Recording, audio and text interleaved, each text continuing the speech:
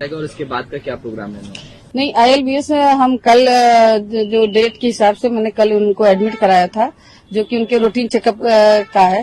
और 2 बजे के करीब कल हम लोगों को पता चला कि उनको बेल मिल गया है। तभी आज जो है कि डिस्चार्ज होंगे, 11:30-12 बजे तक डिस्चार्ज होंगे। इसके बाद वो तिहाड़ जाएंगे।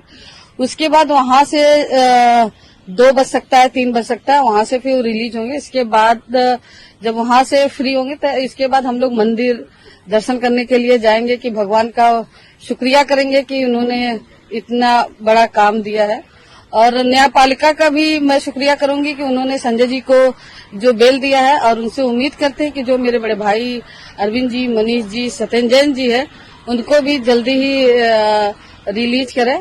क्योंकि जब तक वो तीनों भाई मेरे बाहर नहीं आते तो हमारे घर में कोई जश्न नहीं मनाया जाएगा और कोई ऐसा कोई कार्यक्रम नहीं होगा। जब वो तीनों भाई आ जाएंगे फिर चारों लोग मिल के हम लोग जश्न भी मना सकते हैं और उत्सव भी कर सकते हैं। हमने देखा कि बीते 6 महीने से जब संजय सिंह जी जेल के पीछे थे, ये तमाम चीजें झेल रहे थे, तो आप मजबूती से खड़ी थी उनके पीछे। तमाम कार्यकर्ताओं के साथ बातचीत हो या फिर संजय सिंह जी के लिए आवाज बुलंद करना हो, आप लगातार मजबूती से खड़ी रही थी। तो इस बीच कैसे देखा जाए, संजय सिंह जी की ढाल बनकर के आप खड़ी थी। बीच में राज्यसभा के भी चुनाव हुए, नामांकन हुए, उस बीच में भी आपने तमाम चीजों का मैनेजमेंट किया गया। तो पूरा ये कैसे घटनाक्रम इसको याद करती हैं?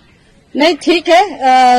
एक यूपी में कहावत है कि काले बादल आते हैं फिर वो छट जाते हैं।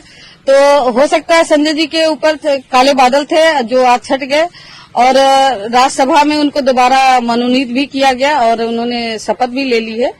और रही बात राजनीति की, तो जो न्यायपालिका ने जो कल उनको राहत दी है, तो मुझे उम्मीद है न्यायपालिका से कि जो मेरे 3 भाई और हैं उनको भी जल्दी से जल्दी रिलीज करे, राहत दे।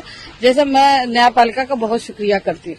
संजय सिंह आज 4 बजे तक वो बाहर आ सकते हैं, तो उसके बाद का उनका क्या कुछ रुख रहेगा? जिस तरीके से वो दहाड़ते थे सदन के भीतर, और अब तो लोकसभा चुनाव भी आने वाले हैं, तो चुनाव में उनका किस तरीके से रोल रहने वाला है? और अगर हम देखें तो कल कोर्ट में ईडी की तरफ से कहा गया था कि उनकी मीडिया में जिस तरीके से वो बयान देते हैं उस पर कहीं न कहीं उनको लिमिट करना चाहिए, लेकिन कोर्ट ने इस बात से इनकार कर दिया। तो उसके बारे में भी कुछ बताएं।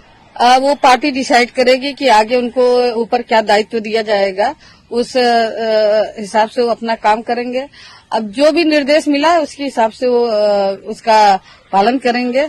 और एक राजनीतिक होने के नाते वो जो उनके अंदर है उसको तो कोई कम नहीं कर सकता, लेकिन ठीक है, जितना भी है वो पूरा सपोर्ट करेंगे पार्टी को। आपका परिवार और एक पत्नी के रूप में आप इन बीते 6 महीनों के रूप को कैसे देखती हैं, और कितना महत्वपूर्ण रहता है ये अगर कोई व्यक्ति जेल में है और वो राजनीतिक तौर पर इतना एक्टिव रहा है, तो एक परिवार के रूप में कितना चुनौती रहती है? तमाम लोग आक्षेप भी लगाते होंगे, सवाल खड़ा करते होंगे, कुछ लोग अपनी मदद फरियाद लेकर के पहुंचते होंगे, कितनी चुनौती रहती है? मेरे घर पे जैसे पहले भी कार्य होते थे, मरीजों के इलाज होते थे और जो भी छोटे मोटे काम आते थे, वो 6 महीने भी हुए, वो काम रुके नहीं। संजय जी जेल में भी थे, लेकिन उनकी आत्मा सोशल काम में किसी की मदद करना है, वो वकील के द्वारा किसी न किसी के माध्यम से वो काम को बताते थे और वो काम हम लोग करते थे।